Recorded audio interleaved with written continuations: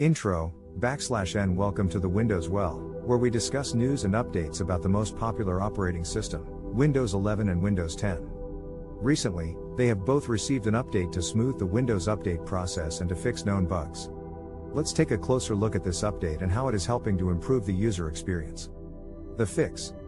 Neowin recently spotted that Microsoft Update Health Tools is now being fed to Windows 11 and 10 PCs as a patch KB 4023057. This patch is mandatory and automatically installed by users.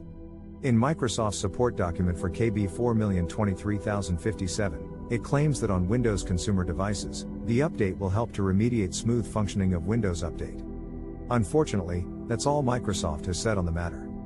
We can only guess what fixes it may bring and how it may have an effect on annoying and long-standing bugs.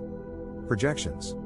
One bug that many users of these operating systems has encountered is the failure to install the newest Windows cumulative updates, for no understandable reason other than receiving error codes.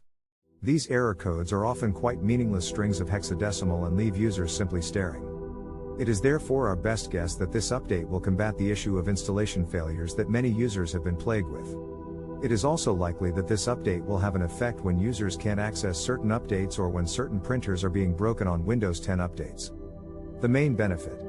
It is therefore our hope that this new update will lead to much more reliable Windows updates and a much smoother user experience. Conclusion. We will be keeping a close eye on this patch and its effectiveness in potentially solving Windows update issues.